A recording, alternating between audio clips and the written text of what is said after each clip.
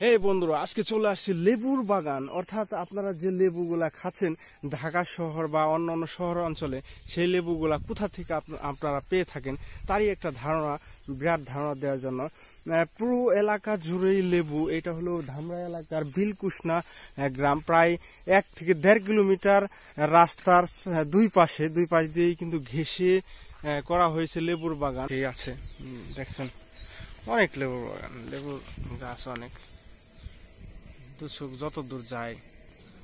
আসলে প্রায় 1 কিলোমিটার রাস্তা আসলাম, পুরা রাস্তা জুড়ে দুই পাশে মানে লেবুর বাগান। এই যে রাস্তাটা যে আসছে দুই ধার দিয়ে, দুই পাশ দিয়ে, এই যে এইদিকেও লেবুর বাগান, আবার এই পাশ দিয়েও লেবুর বাগান।